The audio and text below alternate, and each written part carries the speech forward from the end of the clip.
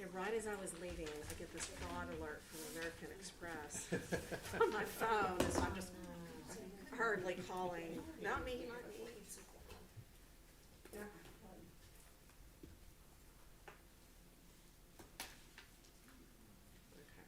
Okay. Let me find my agenda.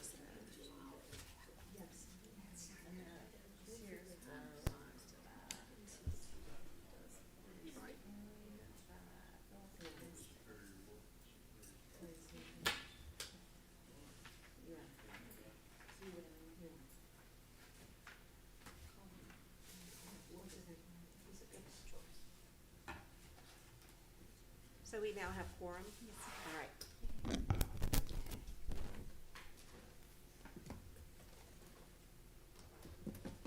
Good afternoon.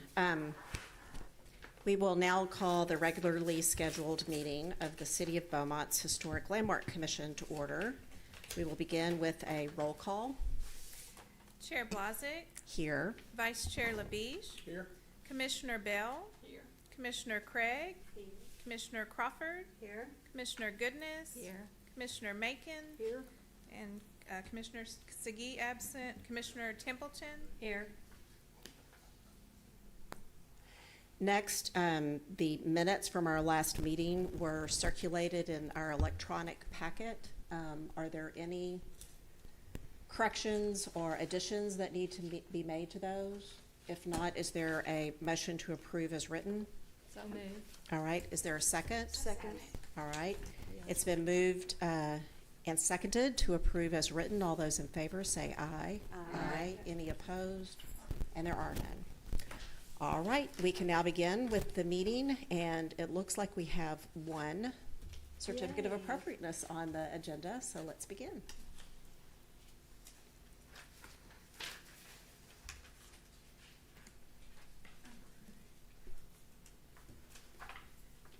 The applicant, Mike Jenkins, is seeking permission to construct an accessory structure to be used as the new archive building for the Chambers House located at 2240 Calder Avenue. To my knowledge, this structure will be constructed on a concrete slab foundation and have a pitched roof with side gable and columns. The exterior of the structure will be made with vertical hardy plank, and the roof will have composition shingles to match the existing main structure. Additionally, there will be a single glazed square window located on the front and back side of the structure. The proposed building will be visible from Calder, McFadden, and North 7th Street. However, the building will be restricted to staff and not accessible by the public. Staff recommends approval with the following conditions. The structure shall have the same horizontal siding profile as the main structure. The structure shall be painted to match existing main structure. So this is the subject property off of Calder. So beautiful. It really is. And this is the proposed accessory structure. So this normally isn't on the plan or on the slideshows that I present, but I thought that the placement may show a little bit better or give a clear picture. So this is Calder down here. So it would be visible from Calder because I believe that they're going to do landscaping. Correct me if I'm wrong. Back here, McFadden, it would be visible completely, and then also it would be visible off of North 7th Street. So this is where it would be visible via Calder.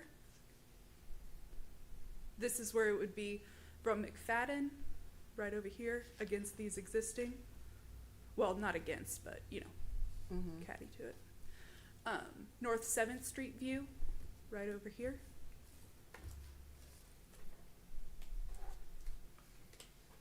And then we also have the applicants in the audience. The existing outbuildings that they currently use for their offices, what orientation of the boarding is on those? Let me see if I can get a clear picture of it. It is horizontal, It is horizontal? Okay. not quite the same scale as the building, but it is horizontal. And of course, the recommendations, you know, you guys can always alter. Okay. All right. Does anyone have any other questions for staff before the applicants speak?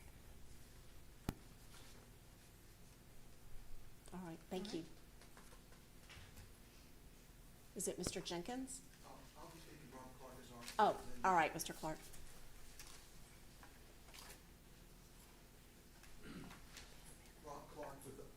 Rob Clark with Architectural Alliance in Beaumont, Texas, 350 Pine Street, Suite 720. This project is similar in nature to other archive facilities that we've done. We recently completed a major archives facility for the Stark Museum of Art and the Cultural House, which met the requirements of the National Museum Association for Archives. We followed those guidelines in doing this building. And I'm gonna ask to pass out a couple things because our context is, we feel a little differently, and I understand the horizontal, because the general, I helped write the original historical preservation, it's on the commission then. That applies to generally to a site. However, if you look at the pictures of the most important building, that's an accessory building, it was a utility building that was built on the property at the same time as the existing building. I'm gonna let you kind of pass these two different drawings. I'm not sure. There's an existing utility building on the site directly behind the existing house that is done in board and batten. And that's actually more typical of what would happen in the construction of this era, because the primary house was a target house that built the typical horizontal siding, but the utility buildings used what we call stave wood, or wood that came directly out of the mill and was built as a utility building. The other two buildings were done, that we're referencing, were done that way because it was required that they do it to match the house.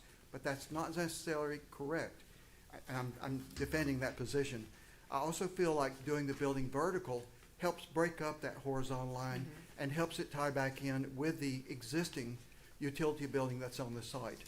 We're choosing to use what we call hardy material because of this is an archive facility. We're making it airtight, zero air, it's no infiltration, dust-free. We're also mitigation for moisture, and we do not want termites. So everything's being done to make this preservation. They currently have no facilities to care for their facilities. Their archival elements in the building, they're stored in the attic in an unconditioned basically area. So doing this was to meet the standards of you enter in the building if you have a plan there, into a small foyer, brush your feet off. If you have anything in your hands, you leave them there. No, anyone coming in working from the university or anywhere else would have to leave their things and then come in and follow the protocols that they established there for this facility. So our only request is we feel like the vertical siding for a gable presents itself in a context with the existing utility building that's directly behind it. It kind of breaks the horizontal lines of the other two buildings. And that's primarily all we have to present. I'll let Mike Jenkins, if he wants to speak also. Can I answer questions?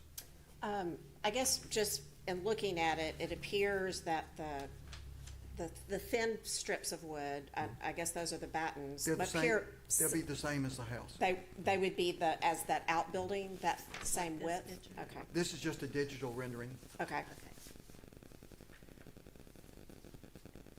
Anyone else have any other questions? Looks good. Mr. Labiche, do you have any comments or?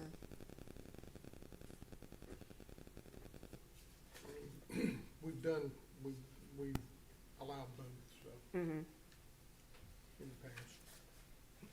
And since there was an existing outbuilding on the property that was built this way, to me, I agree, the breaking it up, not having everything look exactly alike. I want to compliment, they followed protocols.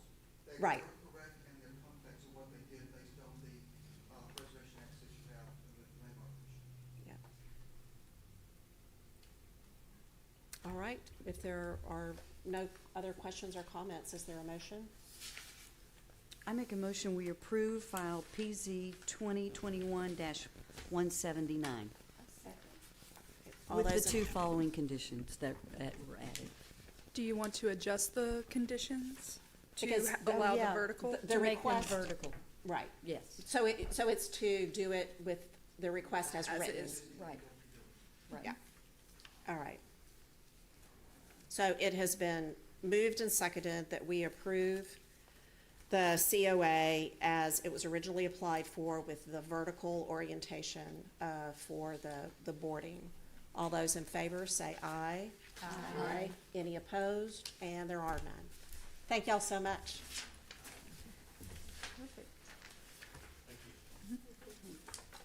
Can't wait to see the finished product. I know. Brush your feet off. Yeah, if the rains will hold off enough for them to finish. Yeah.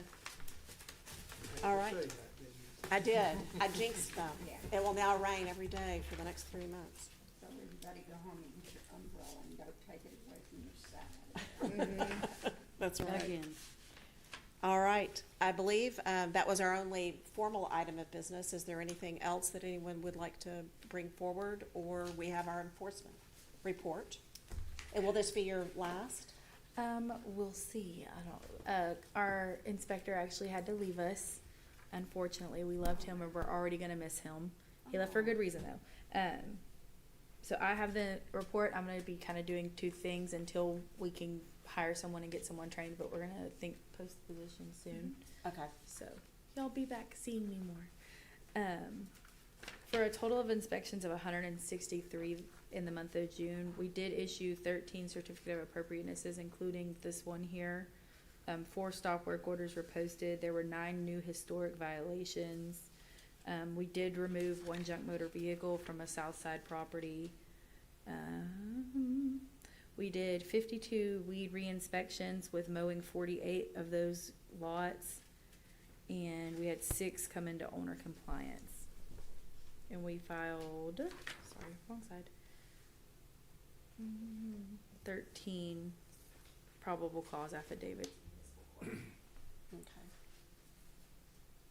anyone have any questions, concerns, or inquiries about properties in the district? No? Also, I'm gonna keep bringing her down to meetings, whether she likes it or not. Well, good. All right. Well, this was easy breezy. This Thank was the y'all. shortest meeting we've Exactly. had. All right. Well, then we are adjourned. Thank y'all so much. Enjoy your summer.